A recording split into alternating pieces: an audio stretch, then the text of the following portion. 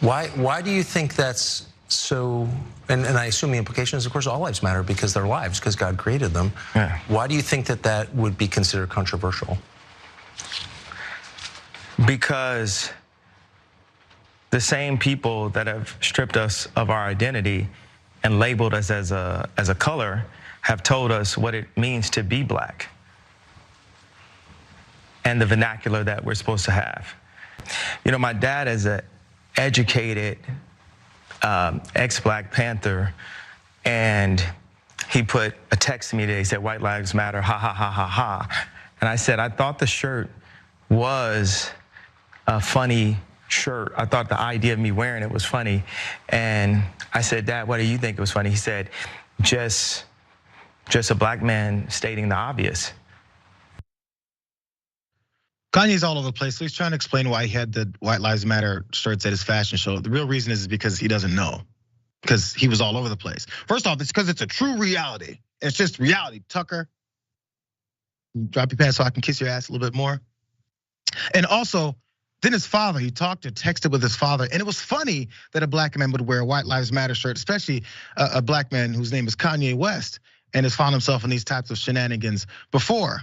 So is it funny? Or is it a true reality? We have to tell the American people, because he also called Black Lives Matter a scam as well too. As they both say, well, it's obvious that the whole point is that all lives matter, right? They act like they don't know anything about history and how black folks have been demeaned and told that they're less than human. So that simple declaration of, hey, I'm a human, and also back in the civil rights era, I am a man, apparently Kanye West is against as well. Because apparently white guys should walk around in 1960s and go, hey, I'm a man too. You haven't been one called a boy. You haven't been the one that's been disenfranchised from society and kept from those American opportunities that we like to preach about.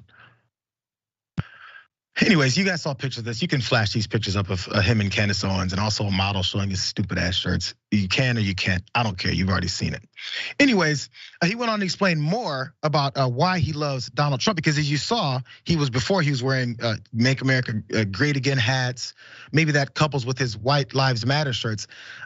But either way it goes, there's the cultish behavior, and you can see, by the way, Tucker Carlson doesn't believe any of this BS that they're talking about. He's just egging this on for the sake of saying, you see how I'm controlling this idiot? Do you see how I'm controlling him? The only person who doesn't see it is Kanye. But let's watch more.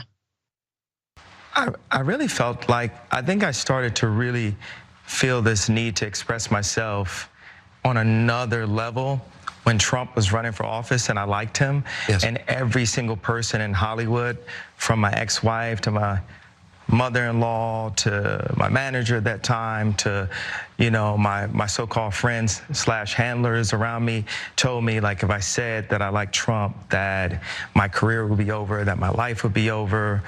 They said stuff like people get killed for wearing a hat like that. They threatened my life. They basically said that I would be killed for wearing the hat. Why did you like him, by the way? You said you liked him early, like you saw him. I mean, I keep telling this joke. If people say Trump was the first black president, I'm gonna be the first Latino president, because all the values, the conservative values just line up. Come on, man, Trump's the what do you mean? He has his own buildings. What are you talking about? He's like, like Ralph Lauren. He made Ivanka. You like Ivanka? Yeah. What? So he likes Trump because he's got buildings. Trump is because he's got buildings. That's your support for Donald Trump. Do you like his business acumen? Because apparently the way he's had these partnerships, that's not working out very well for him either. So there's a lot there. Donald Trump, I was gonna have death threats on me. They said I'm gonna die if I wear this hat. Sure. Yeah. Let's keep pushing those same lines of attack. Let's keep it real and trying to portray certain things as the complete opposite of what they are. So, you guys ever notice how Kanye kind of switches the way he talks? He's talking about vernacular and all that, which you'll get into more in this next couple clips here. About how we getting controlled and they want to tell us how to be. But he's telling people that he's supporting Donald Trump for being just this guy who has buildings. Who's telling you how to be? Again, I'm trying to follow his logic, but this is where I really got annoyed. He's talking about Lizzo.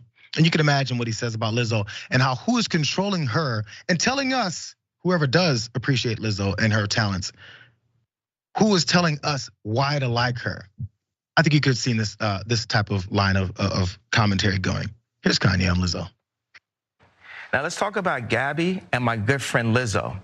Lizzo works with my trainer, a friend of mine, Harley Pasternak. When Lizzo loses 10 pounds and announces it, the bots, that's a term for people like, it's like telemarketer callers, like on Instagram, they attack her for losing weight because the media wants to put out a perception that being overweight is the new goal when it's actually unhealthy. Yes. Let's get aside the fact of whether it's fashion and Vogue, which is not. Let's just, or if someone thinks it's attractive, to each his own. It's actually clinically unhealthy. And for people to promote that, it's demonic. You know, it's just easy to toss demonic around. Okay, so Lizzo's overweight. They're trying to keep her overweight.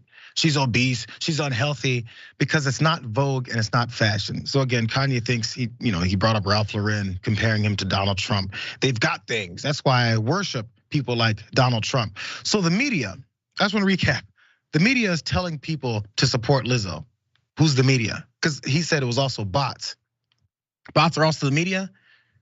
Bots, these telemarketers on social media that you're talking about, is actually the media telling people how to be when it comes to keeping only Black women as unhealthy as he called it. You know what else is unhealthy? Since you're talking about fashion and Vogue, there's a long-standing issue in the fashion industry with models, how unhealthy many of them have been forced into being unhealthy, but for the opposite type of body, which is completely skinny and kept from any kind of nutrition, so that they can wear their clothes a certain way on the runway. That's not unhealthy. That's not media pushing. That's not the industry destroying women's lives and men's lives that are in the fashion game. No, let's just forget that part because we associate that with the white part of fashion, which Kanye worships. I think we're beginning to see what Kanye's issues are and who it is that he's actually thinks are worthy in this country, which goes right back to the first issue, the White Lives Matter shirts. It's all kind of connected, right? We're having a glimpse into his thought process. I always joke when I'm doing these stories with Jank and whoever else on the main show about how I said I can't quit Kanye. But it's just because he was entertaining when he was fighting with Gap and when he's fighting with Adidas, I think, and whatever companies he's having battles with that probably should never associated with him in the first place. But I'm fine that they do too, whatever, you guys can do that. But when it comes to stuff like this, obviously I'm not on board with that type of stuff. I just think it was funny before. This is just crazy. And it's perpetuating, pushing the wrong types of things, which we know. Fox News is welcome to have this guy go in and dance for them. Let's keep it real, to dance for them. Good job, Kanye. Thanks, you guys. Let's wrap up another week on the watch list. I appreciate you guys for being here. I did want to get a couple of your comments, but I talked a little bit too much. So thank you guys for being here as well. Up next, we got John with the Damage Report. He's got Jessica Burbank on for Friday to wrap it up. I'm gonna be on later on the main show on TYT for the second hour and also the bonus episode with Jank. We're gonna chop up some more big news. So I'll see you guys a little bit later on, but have a wonderful weekend if I don't catch you there. We'll see you on Monday.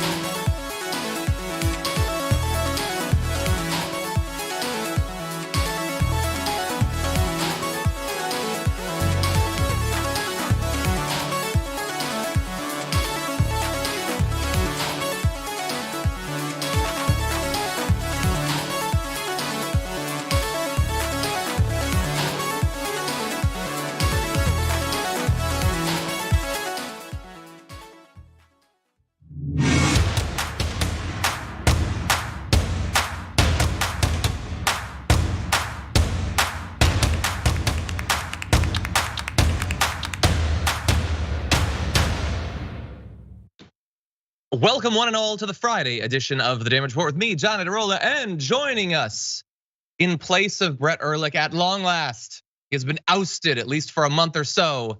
Jessica Burbank, welcome to the program. It's a coup. Goodbye, Brett. It's a coup. You threaten a lot of coups. I'm getting a little, I like the joke, but I'm also like, I kind of get like a shiver up my spine every time you tell it. But anyway, we're glad to have you here. We know you're very busy. Thank you for giving us some of your time. Of course. It's an empty thread, John. Yeah, we'll see. We'll see. In hindsight, like 2 years from now, when you've finally taken over the show, someone's gonna like look back and find this and send it to me, and I'm gonna be too teary-eyed to make out the words. But anyway, we're glad to have you here, especially because we've got a lot to talk about on today's program. We're gonna be diving in just a minute into the big thing that the Biden administration's been working on this week, apparently. By the way, heads up to the director, we're gonna use that first video as a cold open. I don't have it marked as it, but we're gonna launch right into it. We're gonna be talking about that, as well as the fact that you should probably smoke the weed while you can, because the entire world might be on fire soon. Armageddon is coming, we're warned, and you're gonna want to be mentally prepared with some sort of drug. And then coming up after that, we've got some videos from the Arizona Senate debate that happened just last night. Blake Masters is in it. Were any good points made? Did he cut off anyone's face and wear it like a mask? We're gonna let you know in just a little bit. And then if you're watching the full show, we've got a lot of fun. Not only are we gonna be talking about incels, which is a weird form of fun, but I like it. Tucker Carlson and Kanye West. We're gonna see what's going on with that. And we will, in fact, be throwing away our garbage people of the week. And Jessica will be doing it once again. Not a first time anymore, she's a vet, but it's gonna be a lot of fun. And so in advance of that, if you wouldn't mind hitting the like button and sharing the stream, that'd be great, so the people know we're live. And if you wanna send us any comments, tweets, or super chats or anything like that, we'll respond as we go. But with all that said, Jessica, are you ready to start this show? Let's get into it, John. Let's get all the way into it, starting with this. First, I'm announcing a pardon for all prior federal offenses for the simple possession of marijuana. There are thousands of people who are convicted for marijuana possession who may be denied employment, housing, or educational opportunities as a result of that conviction. My pardon will remove this burden on them. The federal government currently classifies marijuana as a Schedule I substance, the same as heroin and LSD, and more serious than fentanyl. It makes no sense. So I'm asking the Secretary of Health and Human Services and the Attorney General to initiate a process to review how marijuana is scheduled under federal law.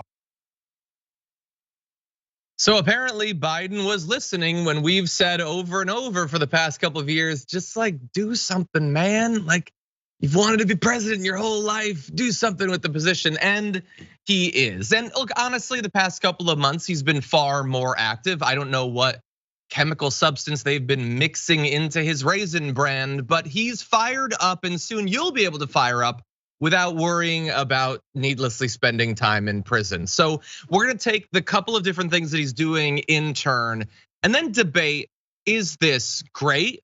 Is this merely good? Is this potentially bad? We're gonna be diving into it, but first, the pardons will clear everyone convicted on federal charges of simple possession since it became a crime over 50 years ago. Officials said that full data was not available, but noted that about 6,500 people were convicted of simple possession between 1992 and 2021, not counting legal permanent residents. The pardons will also affect people who were convicted under the law of the District of Columbia. That would actually be thousands, so disproportionately larger considering the geographic area that it covers. Now that is the good side, but we're not here to do PR for Biden. Let's note that there are significant limitations to this. So first of all, the pardons will not apply to people convicted of selling or distributing marijuana, just the possession side. But the move will help remove obstacles for people trying to get a job, find housing, apply to college, or get federal benefits. So there's been a lot of, attempts by the right wing to undercut this change in a way that allows them to not state clearly that they never would have done it and they still want people to be locked up for smoking marijuana, saying, well, this is only going to affect a few people who are currently in prison, which is true. But the point of it, of course, is not to spring hundreds of thousands of people from federal prisons. It's to help the many thousands who are out there in the world and having difficulty securing employment and housing and things like that. And so there's stuff to balance there. And by the way, like this is, remember, He's the president. There's a federal system that we have. He is dealing with federal crimes here. And as Princeton University professor Uday Ofer acknowledged, simple possession of marijuana is a crime almost entirely prosecuted by the states, not by the federal government. And so there are way more people that in theory could benefit if this applied to them, but it does not because they were convicted at the state level. Now, Biden is encouraging governors to follow suit and to make this sort of change at the state level.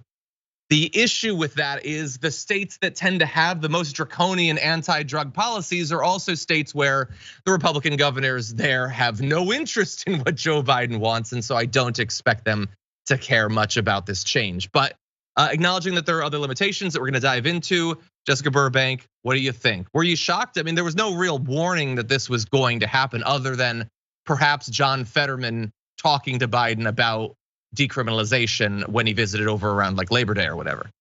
Yeah, Fetterman put some pressure on Biden here, which is super interesting. I think we've got dank Brandon, no more dark Brandon. Now it's dank Brandon. But here's the thing, Biden's administration has this weird habit of not launching policies or plans, but just like launching big ideas. Like, hey man, we're gonna pardon the people with marijuana. We're gonna look into it. I'm gonna ask them to look into expunging the records. That's all I have to say about it. It's always like, hey, we have this idea and we're looking into it and we're talking to the people about doing the thing. We don't have concrete plans, but this is the thing we wanna do.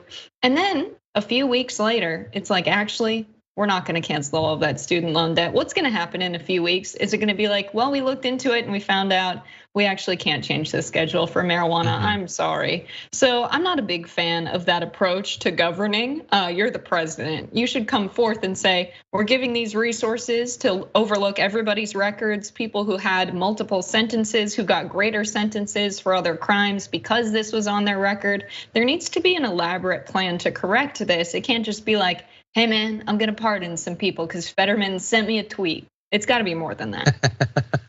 I am now no longer going to be able to say Joe Biden without imagining him walking up and saying, hey man. But anyway, yeah, I agree. So look, here is the fun thing we're gonna do now that we always do. It happens every day on the Young Turks. We're going to get attacked by literally everybody. So on the right, they're gonna hate that we're in support of this or whatever. And then we're also gonna criticize Joe Biden. So the people that love Joe Biden are gonna get mad at us too. So I want to acknowledge, first off, I didn't expect him to do this. Not only do I mean, like I didn't expect it to happen this week. If you had asked me Monday, will he do this as president? I would say, no, that's crazy. He's not gonna do it. He's been against marijuana his whole life. He is maybe not as bad as the reefer madness people on Fox News, but he has antiquated views about what marijuana is. Many older Americans do. They see this weed and they think things about it that make no sense to someone who consumes it on a regular basis, as well as other things. We eat an American diet, and I eat a particularly perverse version of the American diet. On any given day, marijuana is like the 10th worst thing I put in my body, and yet we're supposed to freak out about it as a nation. Maybe this will help to get rid of a little bit of that stigma, but let's talk a little bit more about where this could have gone that would have made it even better, acknowledging that I didn't expect it to happen. So obviously it's limited to the federal government. There's not much that he could do there. He can put pressure on the states. That's good. Maybe there will be some Democratic governors that will follow suit. That would be nice. Also, it very specifically, like textually, explicitly cuts out migrants, undocumented migrants, non-citizens of all sorts. It very specifically says this does not affect them. And there are many migrants right now in civil detention for marijuana related crimes. It's like jaywalking. It's a thing they can use to get you in lieu of finding something worse. And so he could have not done that very easily. I literally mean he could have not typed those words, and that would have been awesome. They didn't do it. Also, and there's no way he would do this, but we already acknowledged that it applies to people who possess the marijuana, not people who trafficked the marijuana or whatever. And I think that's dumb. Now look, if you sold marijuana and murdered people, sure, you should probably be in jail. But if all you did was sell it, and we agree as a nation that it never should have been illegal to do that in the first place, then why is it still illegal that you did it? It was an unjust policy. It was law, but it wasn't justice. The point of this sort of move is to get closer to justice. And they're only like, maybe Biden thinks of them as evil criminals, whatever, I don't know. Or maybe he's just terrified that if he were to expunge the records of those who sold marijuana as well, then Sean Hannity would literally never stop talking about it. I don't know. But if your goal is justice, then they should expunge those records too. And that would not only help a lot more people with employment and housing, all those things we're talking about, but it would also result in a lot more people ending needless, unjust prison sentences. So that would be the main thing that I would have changed, Jessica. But of course, he's not gonna do that. Yeah, of course not. And the goal is not justice. It's as clear as day. Your logic is sound. If the goal was justice, this would be a much more elaborate plan. It would not make it illegal, and the people would be pardoned as well who are selling marijuana for the reasons you just said. The goal is not justice. The goal is to score some political points. Listen, if this was a free country, you'd be allowed to free your mind. You'd be allowed to smoke a little bit of weed, but it's not. We know that. And we know that marijuana crimes have been used to disproportionately put black and brown people in jail. When I was in high school, I sold, a little bit of weed. I'm not gonna lie. I never got in trouble for it.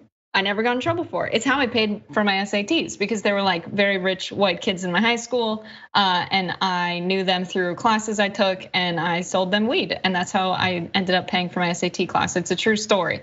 Is it a crime? Should it have been a crime? It was a crime. It should not have been. And it's ridiculous now that we have Biden scoring political points with liberals who are like, yeah, this is great, good job, Biden. And if we make this criticism, which we are right now on the show, which is to say he should have done far more, this should not have been exclusive to people who are undocumented, and it should have gone further.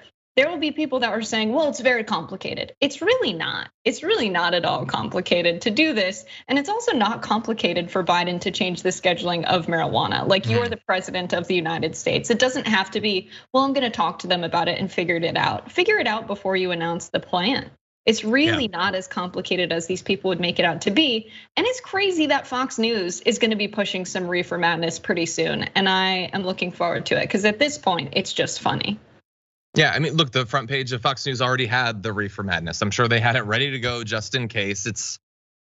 There's a lot. As a viewer, I'm sure you frequently run up against like, wait, why is this the way things are? This seems crazy, but is anything more that thing than that people freak out about someone else 1,000 miles away that they'll never meet smoking marijuana? I mean, that is just madness. We live in an insane world. We live in a particularly crazy province of an insane world that we care about that, and that we are willing to ruin people's lives over that. That is truly crazy. And this brings us one step closer. We've been gradually taking steps as a nation. About 20 states have legalized marijuana. I'm lucky enough to live in a state where it's fully legal. And we were told for years, just as with gay marriage, that were it to be legalized, that's it, the zombies are coming. But it doesn't really seem to be doing anything bad. Like, I literally can go and buy a pound of weed. Well, that's probably too expensive. I can buy some amount of weed and get high later. And so what? Honestly, like, what difference does it make? And it ain't like it being illegal in these other states is stopping people from smoking it anyway. In every single possible way, it's the dumbest thing to continue. You should reschedule it immediately and let the Republicans cry about it. Let them broadcast to every person, especially every young person, how out of touch they are with reality. Let them do that, let them whine, let them do a court case about it or something. You be the person, Joe Biden, to stand up for the American people. You're sort of doing it now. You've started to get out of your chair. You're making the old man noise. Just fully stand up for the American people for once. Yeah, that's the main thing we should be talking about, is that nobody is hurting people because they smoked some weed. Like, it is not a dangerous drug. People get in drunk driving accidents far more frequently than I've ever heard of anybody hurting someone because they made an accident because they were high. And that's really what we should center this around, is if you're not hurting anyone, should the government be able to step in and say, you should or should not be doing this? That's really what we should be talking about, because there are real consequences to this being criminalized. So like, if I have 2 simple possession charges, I've bailed my friends out of jail for simple possession charges. Now, if they get pulled over for speeding, if they get pulled over for speeding like 20 miles over the speed limit, they could get arrested, and they have prior charges now, and they could end up going to jail for something as frivolous as that, because in many states there are strike laws where if you have prior charges against you, guess what? Now you can get more prison time for super small charges like jumping the turnstiles in the subway system. It is crazy how our justice system works, and charges for weed have really no place in a system if justice is the purpose. I agree.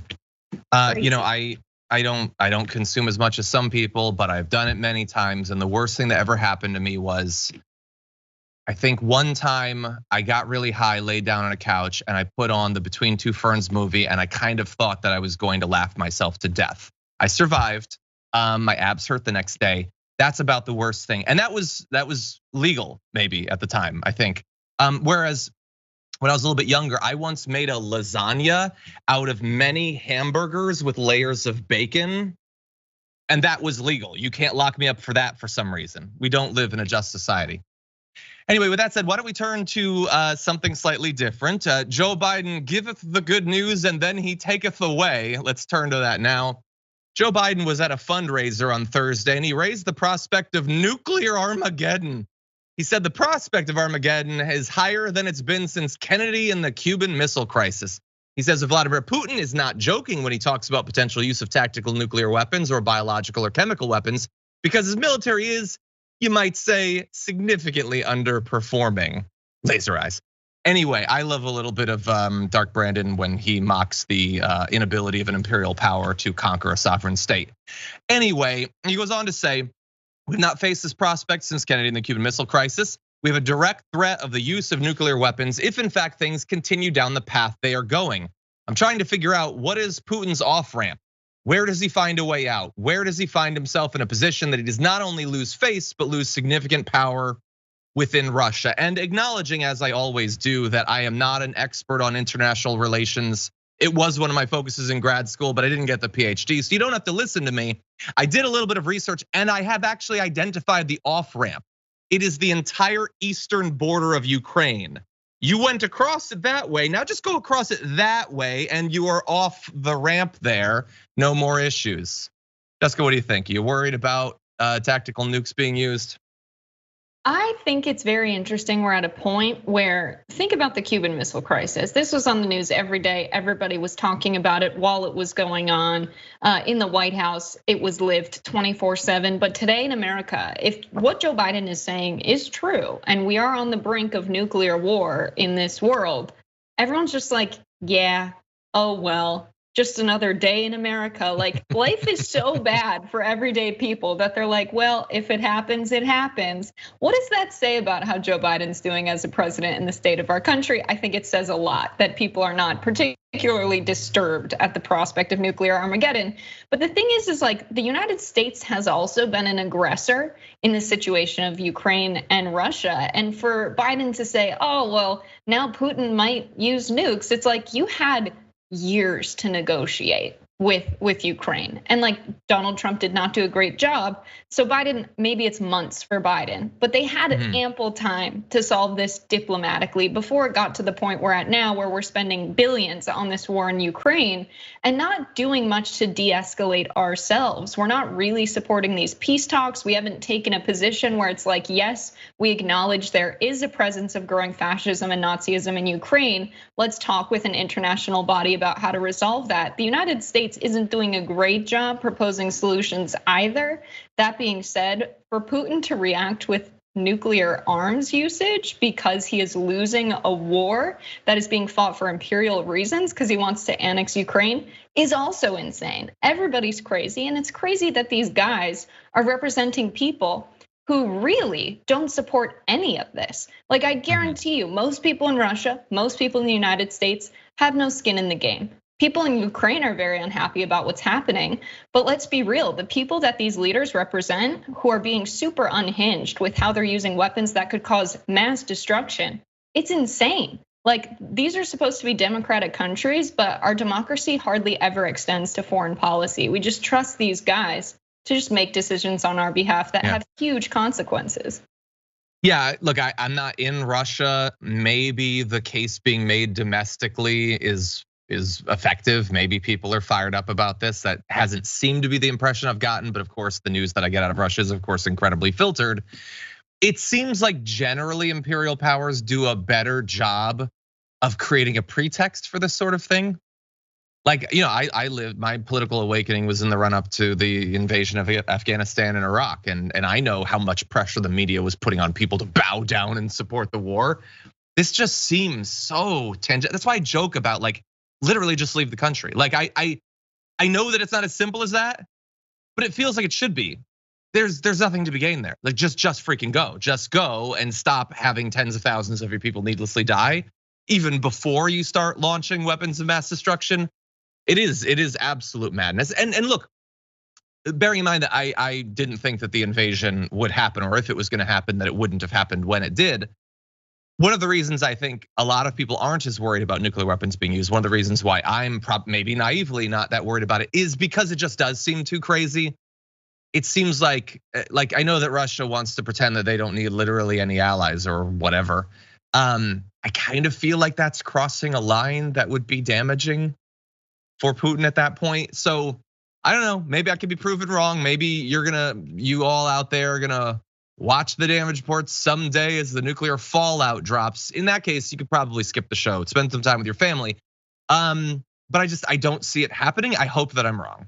Yeah, I think we can nerd out on the international relations stuff for a second, both acknowledging neither of us have graduate degrees specifically in this, but it is interesting to think about, and everyone has a right to, think about the prospect of how they can be governed in an international way. Because right now, we have an anarchic setup of states. There is no international government in the world. The United Nations is fully controlled by whatever country has the most power, i.e. the strongest military. That's the world we live in. It's like the Wild West. As soon as you're in, international, waters or air, there's no governance there. The way we put representatives into the United Nations and other international governing bodies, which as we just covered are not people that are actually democratically representing people. It's just like, hey, this guy did some political favors for me during my electoral campaign, so I'm gonna make him an ambassador. That's usually how this type of thing goes, and it's someone who's made a career out of being a statesman in positions they were never elected to serve in.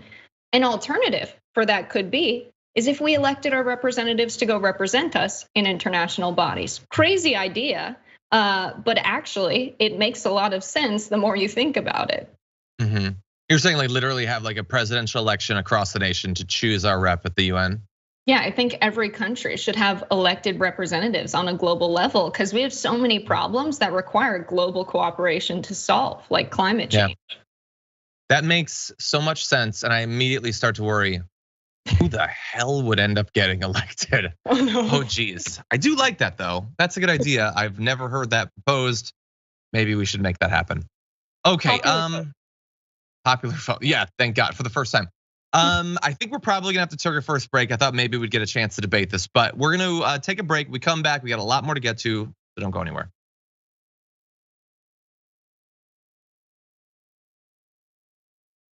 Okay, everybody, let's see what's going on out there on the other side of the screen. On this side of the screen, my Google Docs is broken. So we're gonna turn to that in one sec. What I'm gonna tell you about in advance of that is that we are now 10 days away from the launch of Unbossed. Not this coming Monday, but 2 Mondays from now, Nina Turner takes the reins of her own daily show on the TYT network. It's gonna be awesome, and you can find out all the details at tyt.com/unbossed. TYT. Now, obviously, you should watch the first episode. Duh. Nina Turner, Cenk Uger's gonna be there. That's gonna be good. But that's just the intro to the far more important second day of the show when I will be joining Nina Turner. So definitely stay tuned for that. It should be a lot of fun. Okay, let's see. Biden flavor corn pop says in the members' comments, the goal is justice, just not with Biden. Yeah, I guess the goal with Biden is that better outcomes than we would have gotten with the other guy, who was an absolute disaster. And hopefully a placeholder that can maintain the ragged shreds of democracy that we cling to, so that hopefully an actual progressive can get elected in 2024. Okay, Cookie Monster's been a member for 6 months and says, one more lane, man, just one more lane. That will fix it, man, just one more lane. Car addiction sucks, but we really need to put down the crude pipe. 100%. I think that might have been from yesterday, but yeah, totally. God, our infrastructure is so messed up and our car culture doesn't help. Okay, Donald Trump's bone spurs have been a member for 19 months, says it just has to be, oh, that's about the bug. Okay, I'm not gonna read that, Donald Trump's bone spurs, but thank you. I appreciate it, don't wanna read it out loud. Anyway, Viking Dragon, welcome to tier 1 membership, glad to have you here. Zane, as always, glad to see you. Also, as always, I can't read that out loud, but thank you for being here.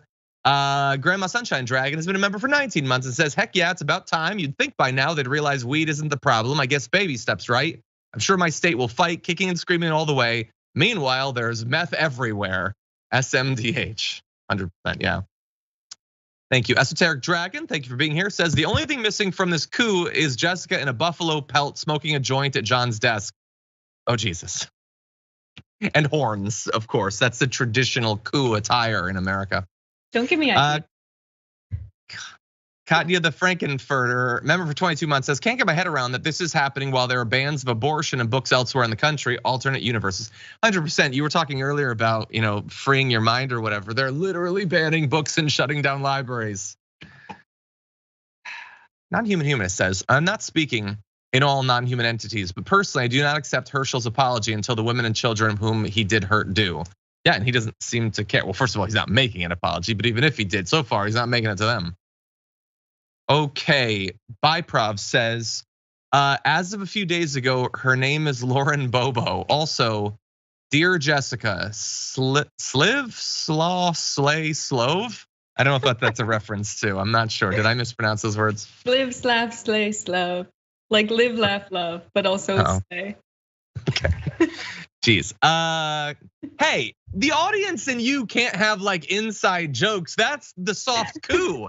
That's the cultural pretext for annexation. I'm giving Gen Z TYT's army a voice. Anyway, Granny Dragon says, John, you need to get a garbage dumpster to fit all the trash people this week alone.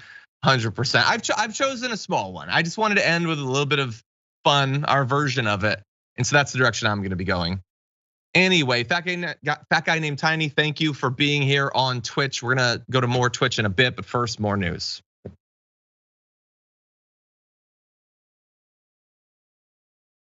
Okay, everybody, before we delve into the insanity, which we will, let's touch base with a few of the ongoing scandals, starting with this. A top official at the Department of Justice apparently reached out to the Trump legal team over the past few weeks. We're now learning to tell them that it is their belief, the belief of the DOJ, that he still has more documents that he hasn't turned over. Now, we had reason to believe this, and we'll go back through some of that evidence, but this is the biggest indication yet that is the position of the actual DOJ. They are skeptical that Mr. Trump has been fully cooperative in their efforts to recover documents. That's a bold position to take, that he hasn't been fully cooperative, but that's where they've gotten. Now, shortly after the search of Mar-a-Lago back in August, it was revealed that federal investigators had found dozens of empty folders at Mar-a-Lago marked as containing classified information. Of course, they're empty. Where are the documents? We don't know. The empty folders were found during the search of Mar-a-Lago, along with 40 other empty folders that they said contained sensitive documents that should be returned to staff secretary/military aid, according to a court filing. And importantly, this now provides an answer to a question that we were forced to ask after the empty folder story initially broke, because although we will never and have never gotten credit for being fair, we were trying to be fair. And we said that while the empty folders could be an indication that documents were taken out of it and are hidden somewhere, it could also be the case that documents were in there, but they were taken out and they've already been recovered, that the other documents they found had been in the folders. This is evidence from the DOJ that that is not the case. They know what's supposed to be there, and they're implying that what is supposed to be in those folders was not recovered. So we're gonna be fair again. That doesn't necessarily mean that Trump took it and moved it to Bedminster or buried it with Ivana. He could have hidden it in the White House and never stolen it at all or something. If he'd just taken the folders and left the documents, then they'd have the documents. There'd be no reason for the DOJ to reach out. And so it's not looking good in terms of that. And if you want to establish sort of an idea of the state of mind of Trump, his motivations, his unwillingness to work with this investigation, and indeed his efforts to obstruct it, like the third or fourth time you keep documents following searches and raids, that doesn't look great for your side, I wouldn't think. But Jessica, what do you think? Yeah, pretty sure. Empty folder, documents aren't in that folder, not in the other folders. The guy that took the folder with the documents in it, he's probably the guy that's got those. But to give him the benefit of the doubt, he might not even know he has them. I could imagine a world where Donald Trump has these classified documents in between like paper takeout menus in his house, and he just doesn't know that they're there. He really seems like the kind of guy that uses the paper takeout menus and not the like Grubhub ordering on his phone.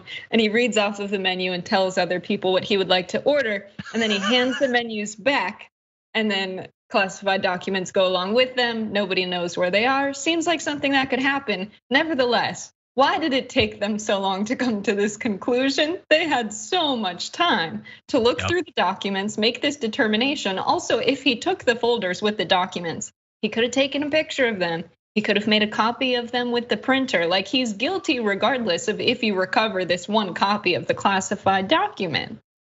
Like, do they not know this technology exists? 100%. Well, I think something like that could have happened.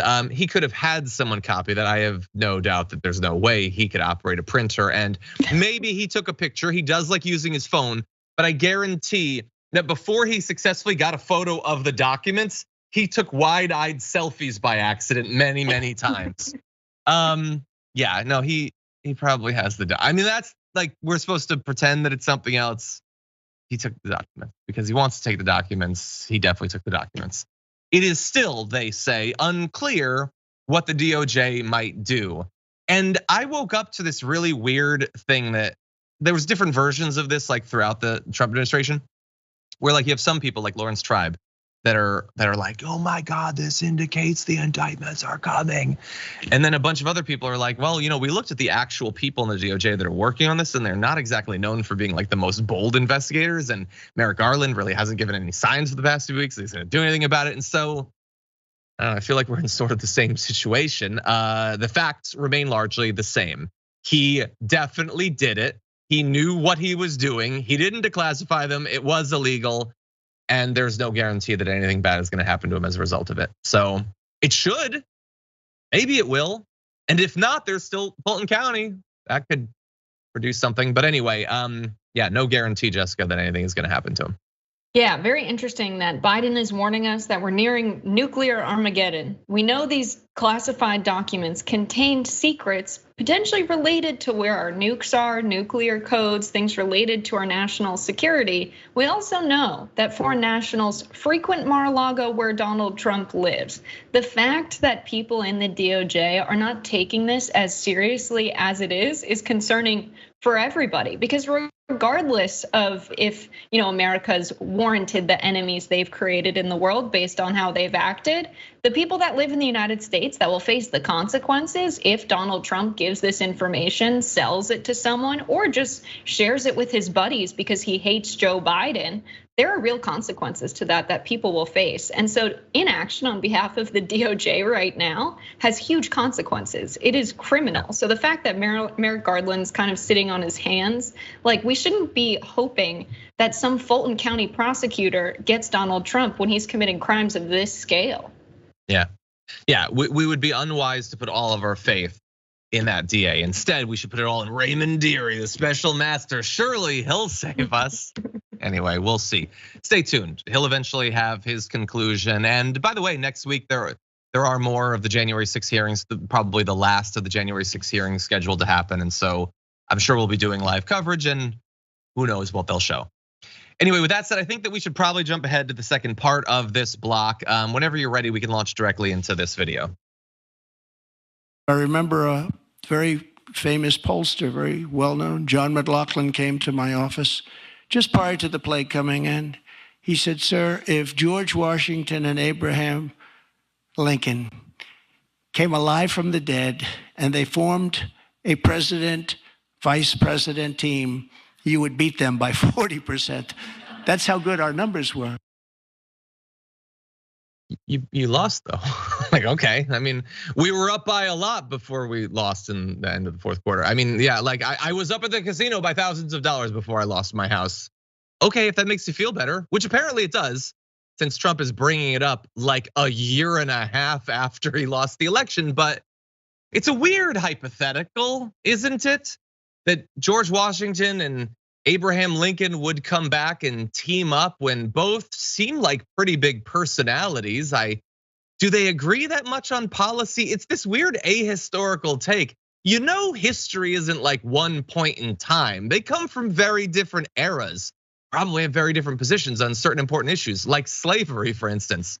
Weird that he wouldn't think of that. But of course, many people's response to this bizarre Trump quote was to point out that if in theory we accept what that pollster said and you would beat this ticket by 40 points, that means that Biden would have beaten it by 42, I guess?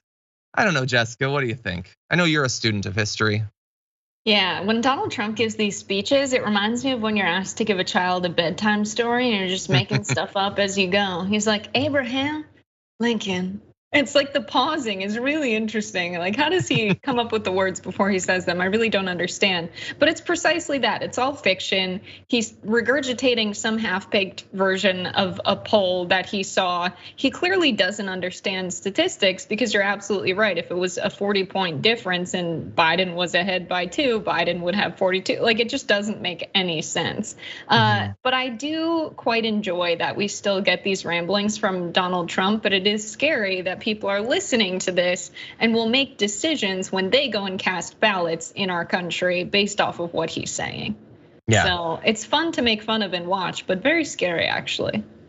Yeah, that's the subtitle of this period of American politics. Fun to watch, but kind of deeply worrying. Yeah, and honestly, like he's an idiot and all that. That's true, but he's probably right. I mean, I'm not even saying that like Washington or Lincoln were great.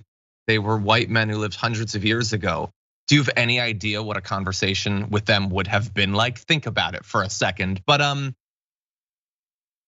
don't know. Like I don't think Reagan could beat Trump at this point. Like the world has devolved so much. We're not going to play the video, but there are like Trump supporters running around saying that the election was stolen by Mark Zuckerberg. Like we are crazy people. Like. Yeah, I bet some of the politicians from a couple hundred years ago would have a difficult time making it work today. Yeah. Anyway, like, what? There's a Catholic in office? Exactly. Like, women can vote? Like yeah. What's a germ? Yeah. they were primitive people, honestly. Okay, with that said, I think that we should probably take our second break because we're about to launch into this Arizona Senate debate coverage, and there's a lot there. So everyone, prep yourself as we take this little break. Okay, we're in a difficult position because there's so much good news. Rialan, first of all, thank you for gifting those 5 memberships over on YouTube. Really appreciate that. Very nice of you. Okay, let's see. Real Dragon Lou has been here for 17 months on Twitch. MJ has been for 19. Not another bean stain for 18. Really bean stain. Thank you. Red Light Dragon for 26 months says 26 months of smoking my cigar with a dose of damage and whiskey. I'm here for the coup. The Burbank revolution has begun. Yeah, Traitors okay, all guys, around me. Slowly we'll redirect to the capitalist class. But for now, just the damage report. Okay, wonderful. Is that what your show is going to be named?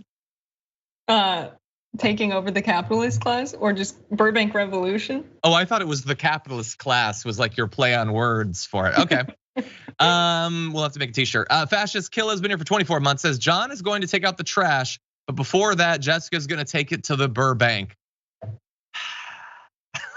Thank you, Fascist Kill, Jesus. Rennie Artis has been here for 14 months, thank you. A4G Production for 10 says, oh, this must have been from yesterday, I think. It says, love John and Waz. John, the dragon tie you received a few months back through Amazon was from me. Thank you all, TYT, for what you do. Thank you so much. It's really nice of you. Yeah, it's tough sometimes. Sometimes I get things and I wasn't the first person to get the package. So if there was identification, it's not always there. So I appreciate that. Thank you.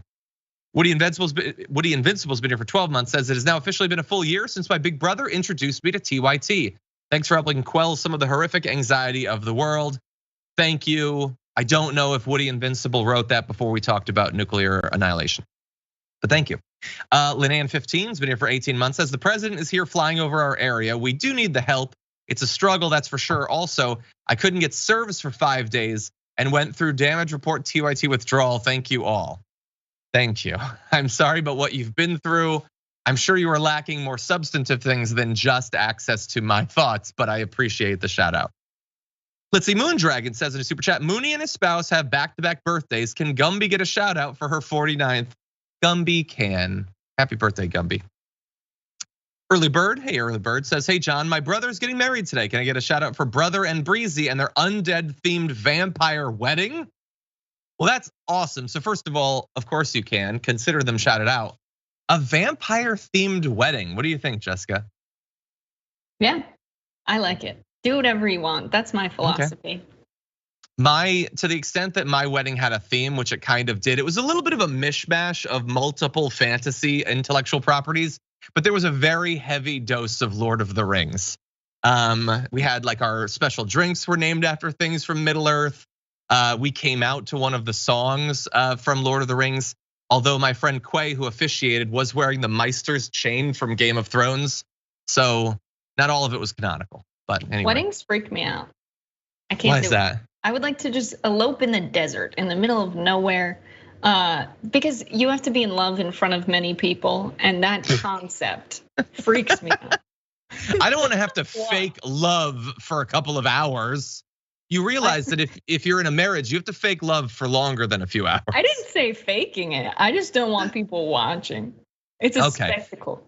That's true. You know, I feel the exact same way, but not about weddings. I feel that way about receiving Christmas presents. I don't think that we should open Christmas presents in front of the people who got them. We should hand them over, go to our own separate rooms, and then come out and shake hands. That's how it should be done. I don't want to have to do like have a live audience to whether I'm enthusiastic enough. But thank you for all the presents in advance, everyone. Anyway, with that said, we've got a lot to talk about, so don't go anywhere.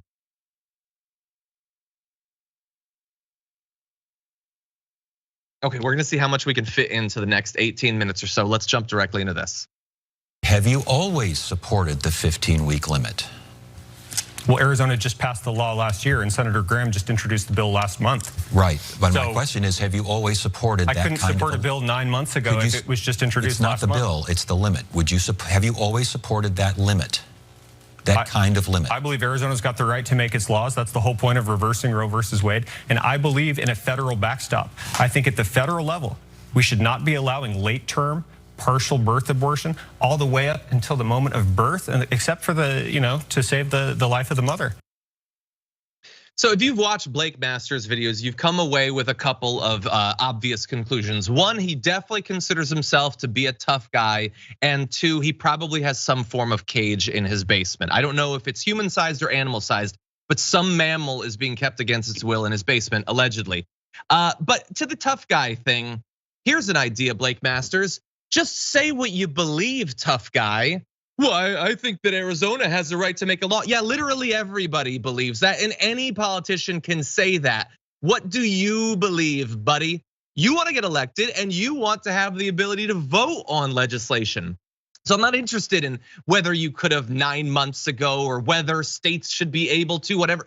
What do you think should happen? This is one of the main issues people are going to be deciding on, which is, of course, why he doesn't want to say. He believes insane things about the control he as a man should have over women's bodies. Let's just be very clear about that. That is why he's running for the hills when a direct question is put to him, because he knows how unpopular his barbaric beliefs actually are. So he's not gonna say what he believes, but trust me, that's what he believes. And he'll shroud it, of course, with this BS about late-term abortion and partial birth abortion and a whole bunch of mythological stuff that has no bearing on the real world. 16 weeks ain't late-term abortion. I think we can all agree on that. And we've got more, including the response of Mark Kelly to what you just saw. But Jessica, what do you think? This is why we can't have debates in America anymore. His response to "do you believe in X thing" was whatever you guys in the party wants, really. The people are trying to decide who to vote for. You need to tell them what your values and beliefs are so they can decide whether or not to cast the ballot for you. That's how democracy works. And this is where we're at, because these people have no values at all. 100%. Okay, let's give Mark Kelly a chance to respond. We're gonna jump into that. Arizona women have totally lost the right to make a decision about abortion. It's devastating. It's wrong. And it's exactly what my opponent, Blake Masters, wants. Blake Masters has called abortion demonic, religious sacrifice. He's even said that he wants to punish the doctors. He wants a national abortion ban that's so strict that even in the case when a woman is raped, she will not have the option to make this decision. Now, in a second, he's going to tell you that this isn't true. But folks, this is true. These are his words. He has supported state and national abortion bans that will deny the right for a woman to make this decision by themselves. And that's what it's about for Blake. I mean, he's only saying this now, and he's probably going to tell you something totally different. And it's only because he's trying to win an election. 100%. That is why he's dodging the question. So let's be very clear about that. Let's be very clear, by the way. Whatever ban they put up at the federal level, he's going to support. If it's 15 weeks, he'll do 15 weeks. If it's 10, he'll do 10. If it's 2, he'll do 2. I'm not saying that he doesn't have real beliefs about abortion. He looks exactly like the sort of guy that believes the control of other people's bodies should be up to him. But that's not why he's running. He's running because Peter Thiel chose him, put a bunch of money into it, and he's going to try to deregulate those industries while keeping corporate taxes and taxes on the 1% as low as possible. Like, that's why he's actually going. The cultural stuff can be a nice distraction, and so he'll give the right-wing base whatever it is that they want to keep them placated while he and the class he is sent to DC to serve get away with economic murder. And so, yeah, if he gets elected, he has a vote for literally whatever ban comes up before them. I don't know what it's going to be. I don't know how insane they'll go at the federal level, Jessica, but he will support it. Yeah, Mark Kelly gave a good response there, but I think what we have to do with these conservatives who spin words, and he says it should be up to the Arizona people, what the ban is and the laws that are introduced. It should be up to them. If it should be up to the Arizona people, let each person in Arizona decide for themselves whether or not they should have an abortion. That is precisely what Mark Kelly should have said. It's right to say that actually Blake Masters supports an abortion ban because that has very real consequences. But if we want to talk about politics from the framework of ideas and right and wrong and whether or not people should be allowed to decide, let the people actually make that decision with their doctors. It's very simple. Yeah, that is the status quo we had for literally decades. That's the status quo that they upset, pretending that they care about life. Oh, Blake Masters, if you think doctors should be sent to jail for helping assist with an abortion, do you think Herschel Walker should be in jail?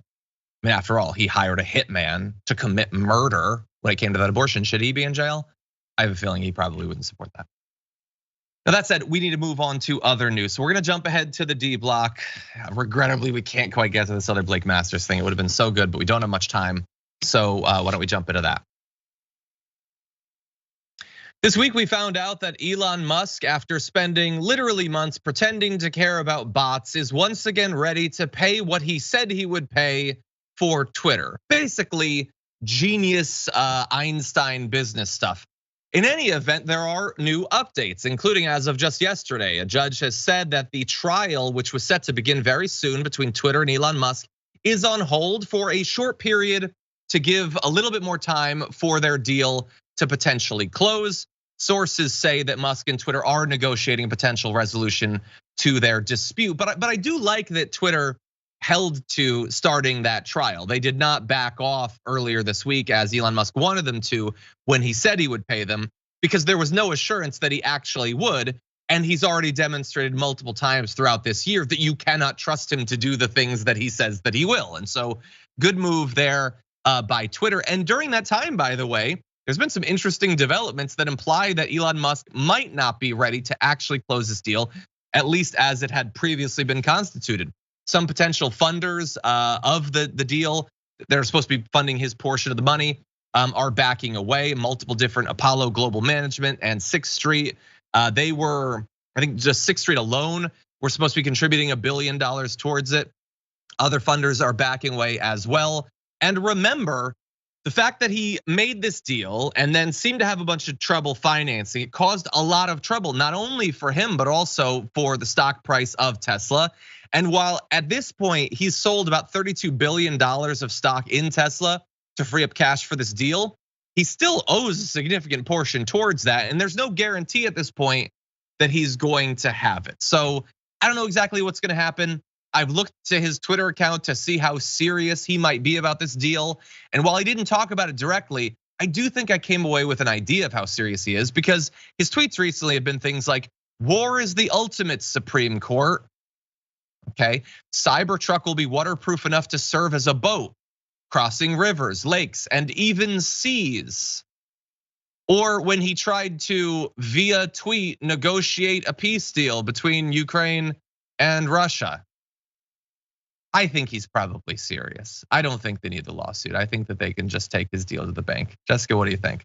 Yeah, this is a very serious man who has always made good on all of his promises and has always made very straightforward deals when doing business.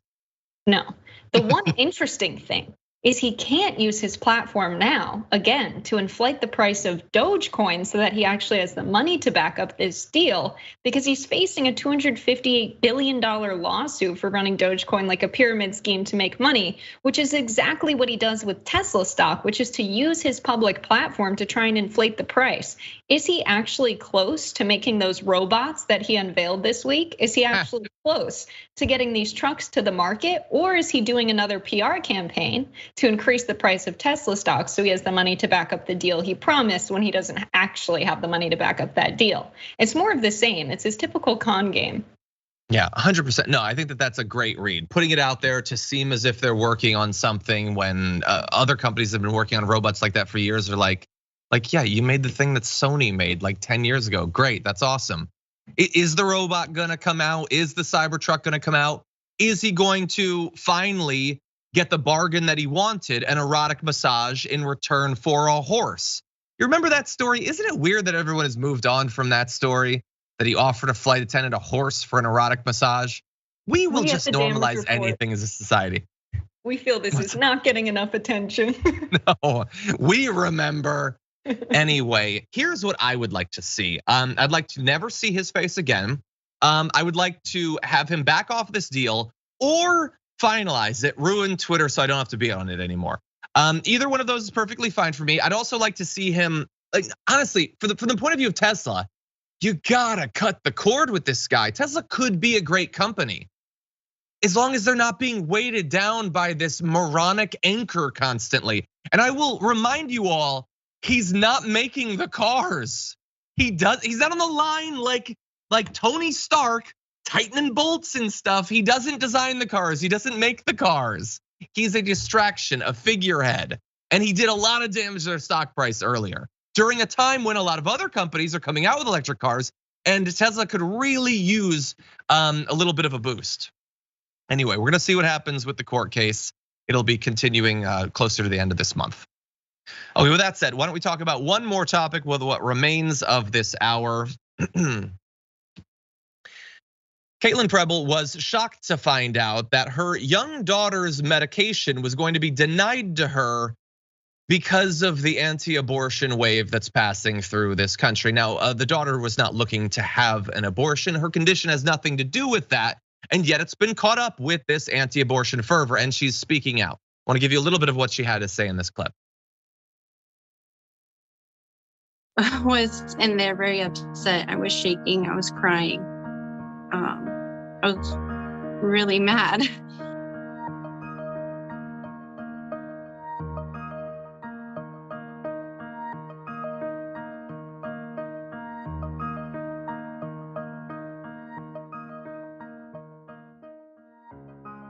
Without this medication, she would pretty much be suffering. She suffers with a hard time getting around. It affects her when it comes to school, when it comes to writing, typing, walking, doing activities.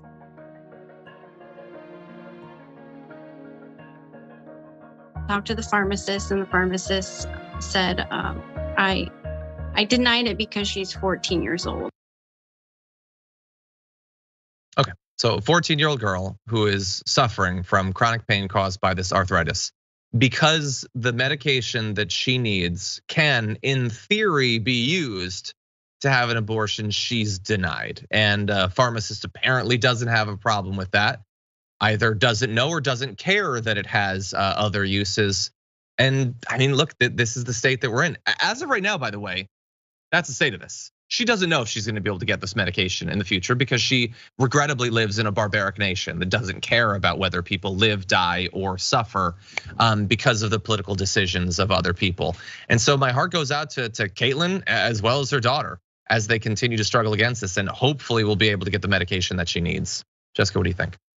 Imagine having to move states because you can't get your arthritis medication where you currently live and you're struggling to move around because this state has an abortion ban and the medication could be used for an abortion. Like post-Roe America is 1000% about controlling women and controlling reproduction, because think about Sudafed or NyQuil. You have to show your ID when you buy it and prove you're 18 because those drugs can be used for other things than to cure the sniffles.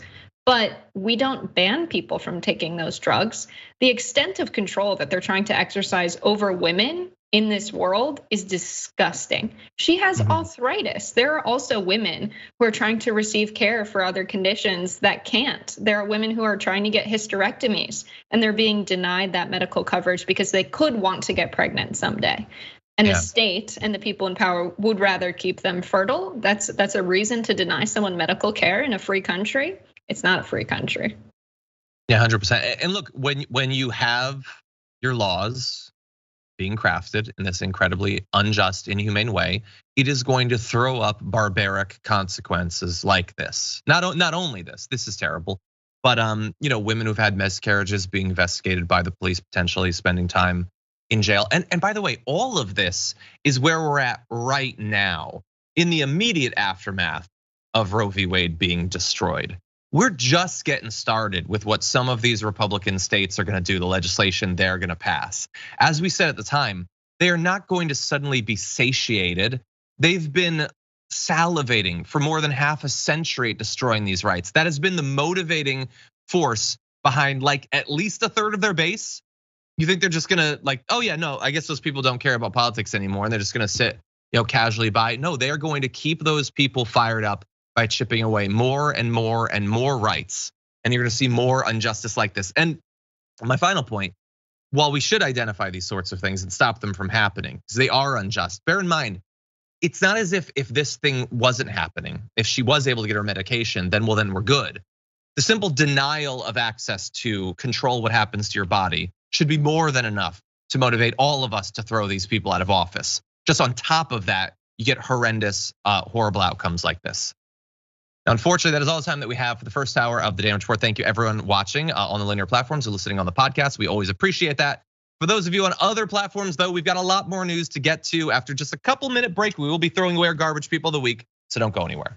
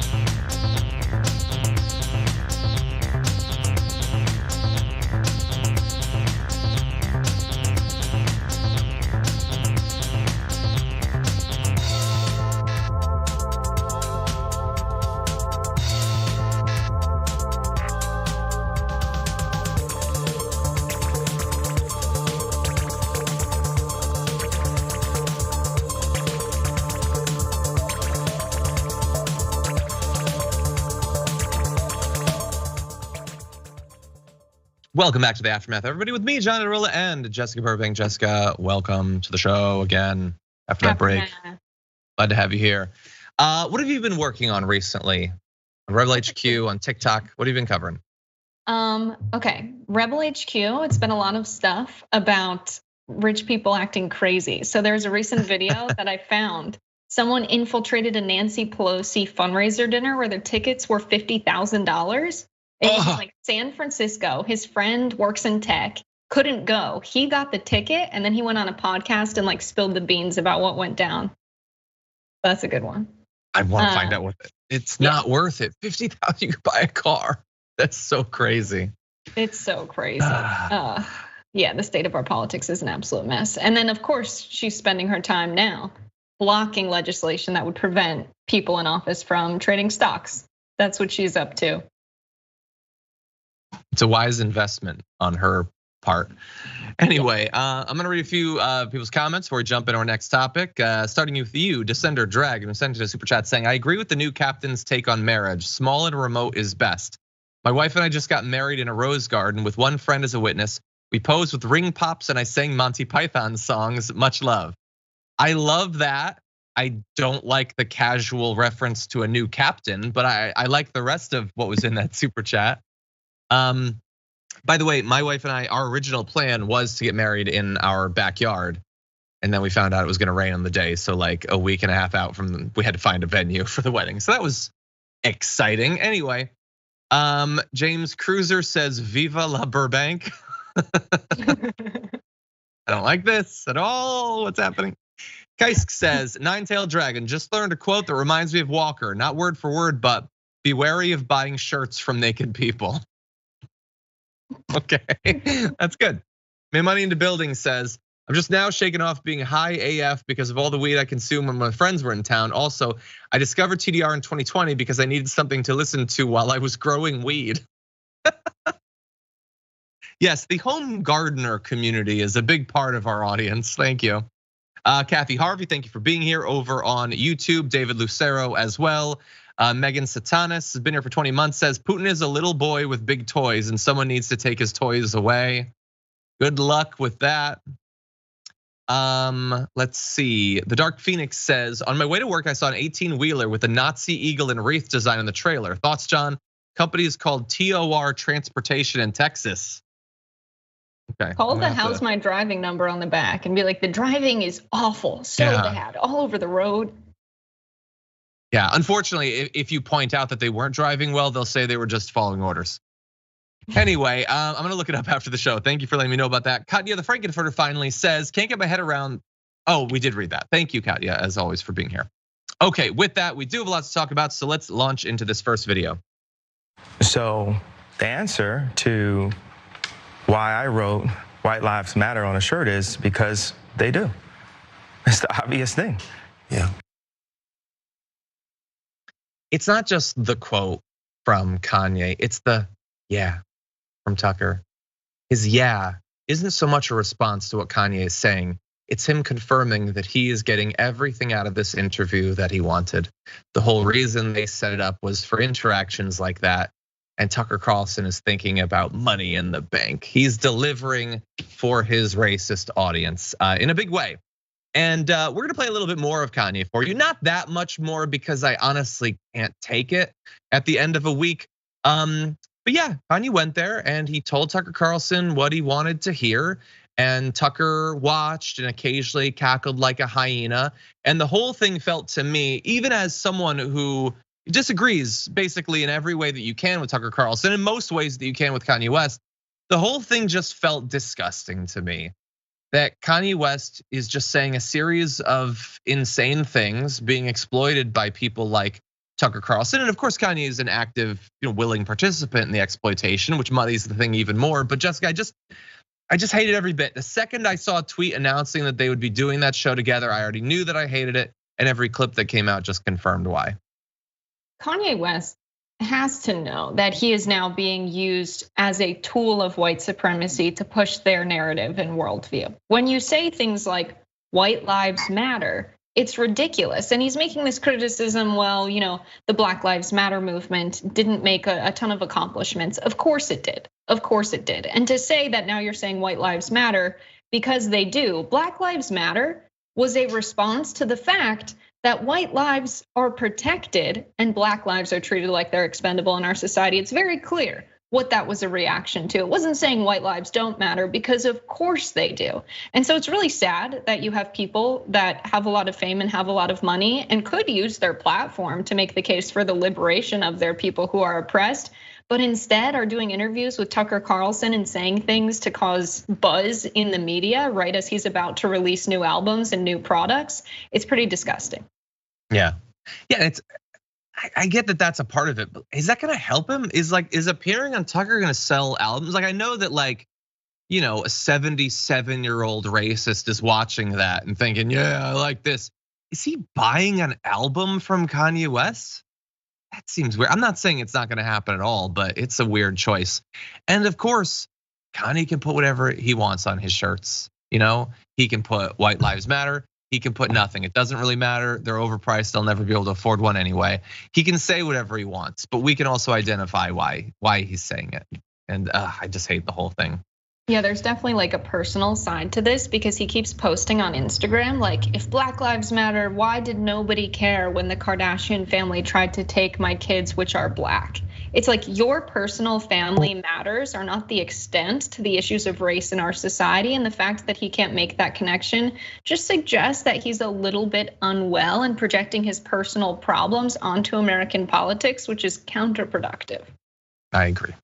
Okay, here's what I'd like to do. I don't think I can mentally take the Lizzo thing. So why don't we get ready to go to the third video in this block, and whenever you're ready, we can launch directly into one of the weirdest things I've watched in quite some time. Shut up! Shut up! Stop! Stop him! Stop him! What are you, a Russian sympathizer? What evidence do you have? What? That helps Putin. You're not allowed to say it. Be quiet! It's Russian propaganda. How dare they? Yet brilliant. Right. Really, Seth Moulton. Align with Kremlin messaging. It aligns with Kremlin messaging. Really? Is it really? You're evil. They have no idea. Don't ask. Just shut down the segment. Okay. It aligns with Russian propaganda. I don't know if Tucker Carlson has friends, but he's like married or whatever. Could someone check on him because he's falling apart? That's a little compilation that was put together by Kat Abu over at Media Matters. And to be clear, while he's been getting worse over time, that is not a compilation from like the last 6 months. That was not even just from one show. That was from one segment of one show. His thing where he was stating that as a fact, Joe Biden had destroyed the Nord Stream pipeline. And there should be some sort of retaliation from Russia as a result of it. And Jessica, like, he's been getting worse. I think we can all agree over the last few years. I really do feel like he took Alex Jones's thing and he's just doing that thing now. He would say the conspiracy theories a year or two ago that Alex Jones would say. Now he's taking the mannerisms, the freaking out, the losing it, the voices and all that. It doesn't seem to be hurting his audience. What do you think about this? Like, we know this isn't who he is because this isn't who he has been this whole time. He's seen and studied what gets people's attention in media, and he cares about one thing. He cares about viewers. Well, he cares about money, and viewers make him money. So he's gonna do whatever he has to do to keep people watching. And I think they gave him something. Like, I think our boy is coked up in that video. I think that's what's going on. It was really wild. Like, as Kat goes on to say, and you should all follow her on Twitter because she posts some amazing clips and mashups and all that. You can have a crazy laugh or you can have a weird laugh. I for a large part of my life didn't like my laugh until I realized that it's basically the exact same laugh my dad had. And after I lost my dad, I kind of like having it now because it reminds me of him. But we don't get to choose our laugh. That said, I get to critique one specific part of a laugh, which is when you laugh as crazy as you do, and then you're immediately out of it. I don't think that was a real laugh at all. And I think it's really weird that you're pretending to laugh on a regular basis. And if you are pretending to laugh, that would be the one you pretend to have, an authentic laugh gets a pass. That weird witch's hyena cackle of all of the laughs you could pretend, that's a weird one to choose. Any other thoughts, Jessica? We're at the bread and circuses point of the demise of an empire, except the bread is very limited and we've just got circuses and I'm not sure where things are going from here. But Tucker Carlson's really leaning into the circuses part. He's not delivering the news, he's entertaining people and spreading conspiracy theories. I'm not sure what he thinks the end game is, because people are gonna not have enough bread and get bored of the circuses because they're gonna be distracted by that fact. He's not persuading anyone over a long period of time to have a political view or ideology. He's just temporarily feeding them lies until he can feed them the next set of lies. Yeah, there isn't much consistent ideology to it other than that white people are the absolute best. That's pretty consistent. Yeah, I agree. If it is bread and circuses though, then it's poorly regulated rye bread and he's giving his viewers ergot poisoning, I think. Anyway, with that said, let's move on to other news. That was fun. Now we're gonna move to something dark, but we're gonna try to find a way to make the latter part of it fun. We're gonna turn to that in just one sec. I need a palate cleanser. What about you? Let's see. Becca Congdon sent in a super chat saying it's not the 70-year-old racist watching Tucker who will buy his album, but the people who watch all the Daily Wire shows that will no doubt praise this move are who he's after. I guess there's some equally racist incel 18-year-olds watching Daily Wire that maybe will buy the Kanye album. That is true. That is a possibility. Esoteric Dragon sent a super chat saying, do you remember Elon's sexual misconduct? Pepperidge Farms remembers 100%. Okay, with that, oh God, we're rapidly running out of time. Let's jump into this. I don't know if you saw, but there was a devastating mass stabbing in Las Vegas just in the last day. 2 people have been killed and 6 have been wounded, including a number of what are known as showgirls who work on the Vegas Strip after this mass stabbing. A man has been taken into custody. By the way, 6 people remain in treatment for wounds suffered during the attack, 3 of them being critically injured. And we now know something about allegedly why this attack happened. A witness who said the injured showgirls work for her told 13 Action News the suspect told a group of women he was a chef and asked to take a picture with them.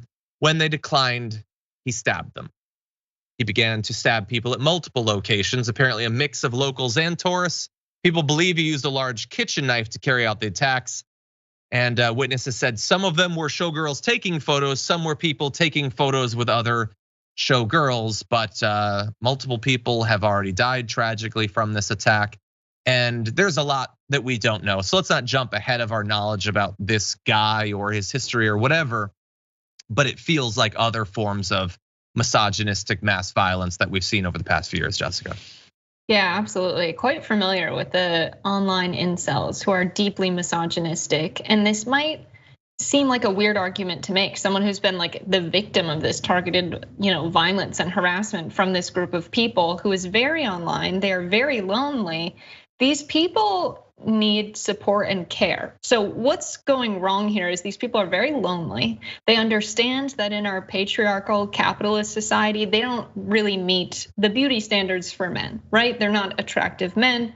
They're very lonely. They grow to project their anger with that circumstance onto women. If you're in that position, your enemy is also the capitalist patriarchy who created these standards for men. And so I really think we can win the incels over if we make the case to them that we both have a vested interest in dismantling these systems. As much as they direct their hatred towards me, I would like to take that hatred and direct it towards the root cause. 100%, yeah, stay at arm's distance at least, please, while doing that. But yeah, look, I agree. There's the radical, I don't know if it's 1% or 10% or 30% of the incels that are, I think, beyond much. I mean, they're spending their days fantasizing about murdering people and raping people. The incel communities are full of that sort of stuff. It's not just allowed, but applauded. It's a big part of the culture. But I agree that there are many others that theoretically can and should be saved. It's one of the reasons why on this show we talk so much about masculinity, and in particular, the way that those sorts of people are victimized by right-wing grifters that see their loneliness and weaponize it and monetize it. They make them worse. They keep them lonely they keep them separated from support structures so that they can turn their time and attention into money and views or whatever. And the difficulty is that there is this strain in the incel community of sort of willful self-destruction. Many of these people are not trying to get out of their state. They seem to have resigned themselves to it. And so simply identifying that listening to Ben Shapiro or Jordan Peterson is not gonna help you. It's gonna actively make your situation worse. That is unfortunately a difficult case to make to them because they don't seem to really care that they're making themselves worse. But a lot of more attention and time needs to go into this. I wish that we had more time to debate some of the online conversations I've been following about how you pull people away from this. But it effectively, it is like a cult, and there needs to be attention put to some form of deprogramming, I think. People's lives are literally on the line. Yeah. Any other final thoughts before we move on? No, we got it. How efficient you are. Okay, Ashley, when we're ready to go, you let me know and I'll do the thing that I do. We are ready to go? Okay, is that Skip directing right now? Is it Skip? No, it's not Skip, okay. Well, whoever it is, I don't know if it's Craig or Mark or whatever, you're efficient, okay? And I appreciate that. And so with that said, why don't we move into this? It's the end of the week, and so it's time to take out the trash.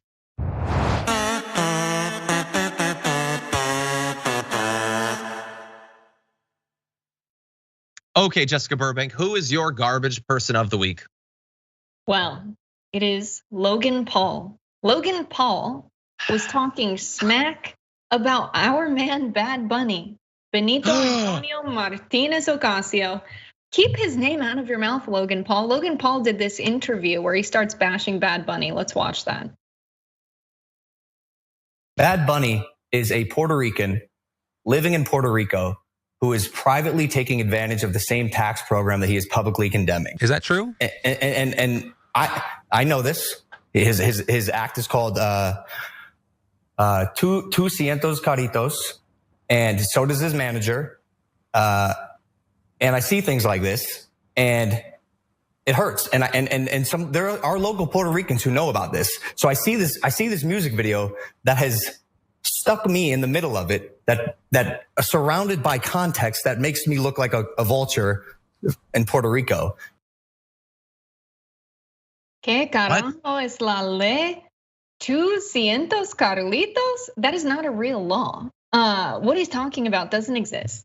Logan Paul moved from America to Puerto Rico as an influencer to commit tax evasion. He wanted to evade his taxes. Bad Bunny created this documentary about colonization happening in Puerto Rico. Bad Bunny was born in Puerto Rico. He's a Boricua. Logan Paul is a blonde-haired American guy. And the video, the music video that he's referencing is really good. There's interviews from people in Puerto Rico talking about colonization. Let's watch a clip from that video. Te están desplazando al boricua nativo de aquí. Ajá. Con la famosita carta de los 30 días y toma y te tienes que ir. ¿Y ahora para dónde cojo? Y si lo que me cobran allí donde yo puedo no me va a dar con lo que yo me gano. Lo que pasa es que lo que hay es unos grandes intereses allí. Y está pasando en Puerto Rico completo. Y vamos a ser extranjeros en nuestra propia patria. Tenemos que movernos, dama, porque cuando los de abajo se mueven, los de arriba se caen. What she says there is really huge. She says, we've got to organize because when people on the bottom move, the people at the top tumble. That is huge. This is what Bad Bunny's putting out there. He's preaching that his people in Puerto Rico need to fight colonization. And Logan Paul is saying that he is committing tax evasion in Puerto Rico. Insane. So, mi persona basura de la semana is Logan Paul. I have done just enough Duolingo to understand exactly what you said. Also, there were some contextual clues there. Anyway, I love it. I don't know much about the situation with Logan Paul and his tax situation. I very actively try to avoid having to learn anything about him or his brother. I have just absorbed enough that when you say that he moved there to commit tax fraud, while I don't know if that's true, my gut says it's true. I find that very easy to believe. I don't know, I have no idea. Bad Bunny seems good. Like I feel like you could probably trust him on this. But anyway, the issue is of course larger. than whatever it is that Logan Paul is doing. It's not just there, of course. I mean, this sort of, we were just talking earlier this week about like the number of communities inside of Mexico that have had a lot of people moving from the United States and setting up basically like little versions of Brooklyn, stuff like that.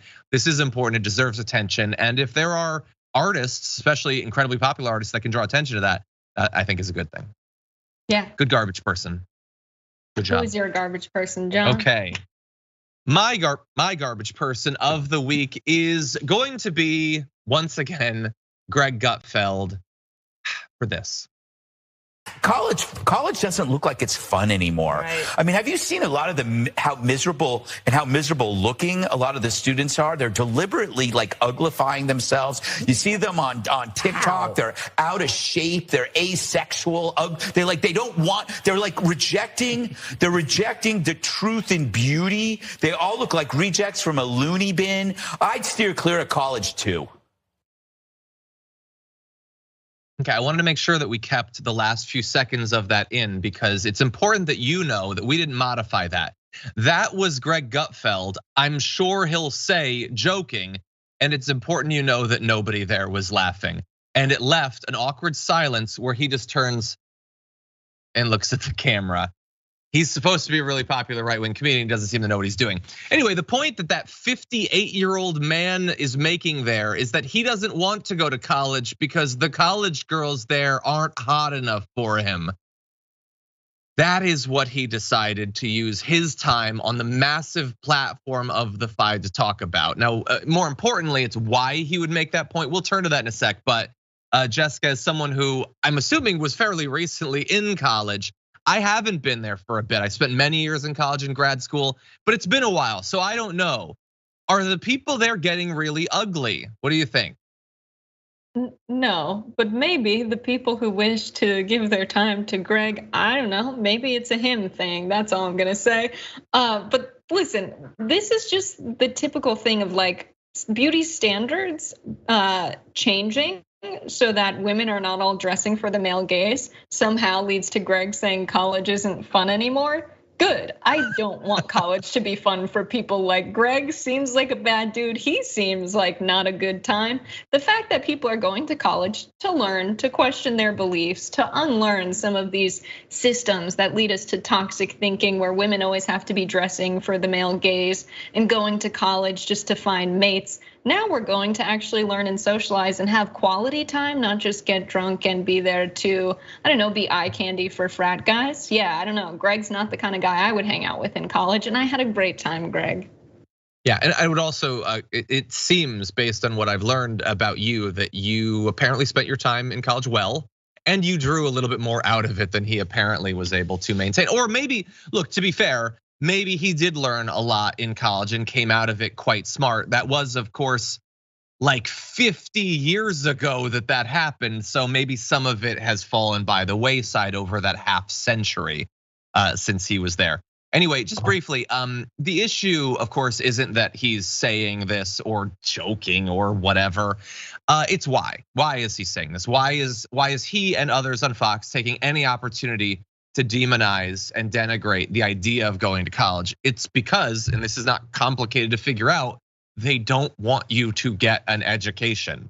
They would love for you to not go to graduate school or college. They're working on the high school thing too. All of this is, from their point of view, pointless. Not for everyone. They're gonna go to college. Their kids are gonna go to college, fancy, expensive colleges, but they don't want you and your family members and friends going to college. And so they're gonna demonize it with their 58-year-old Greg Gutfelds or their 40-year-old, how old is Charlie Kirk now? I don't know. He represents supposedly college-age Republicans. The whole point is a campaign to make people opt out of education because education is an important tool in pushing for equality and a number of other things. Anyway, we're running out of time, so I'm gonna jump now to the most important garbage person of the day. That is the garbage person that you all chose. As of right now, there are 61,000 votes on our poll, Jesus. And so here are your top 5. Coming in at number 5 with 8% of the vote is Elon Musk for his unsolicited advice on Ukraine. Coming in at number 4, I should say, 12% of you voted for Kanye West for wearing a White Lives Matter shirt. I thought that would be higher placed. Coming in number 3 with 18% of the vote is Rick Scott for voting against hurricane aid. Coming in number 2 with 19% of the vote is Dr. Oz for his animal cruelty, wherein he presided over the deaths of literally hundreds of dogs. But your garbage person of the week, not shockingly, with 44% of the vote, is Herschel Walker for his hypocrisy on abortion. And I'll add in literally everything else about him. He is your garbage person of the week. Thank you to the many of you who voted. And thank you to Jessica Burbank for joining us on the show. It is always a pleasure to have you on. Yes, and I'm not gonna coup the damage report. I enjoy coming on as a guest every time.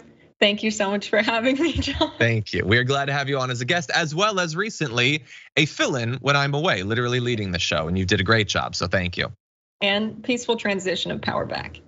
Jesus, okay. And by the way, everybody, you can look forward to seeing Jessica on every Friday this month, filling in for Brett Ehrlich. So this is just the first of many garbage people she'll be throwing away. I look forward to that, Jessica. Yes, looking forward to throw away more people. Thank you. For all of you at home, Indisputable is up next, so don't go anywhere. I will also be leading the first hour of the Young Turks Power Panel later on today with Cenk Uygur and Ray Vana. I just found out will be on, so definitely stay tuned for that. For now, though, stay safe out there, stay sane out there, and I'll see you soon.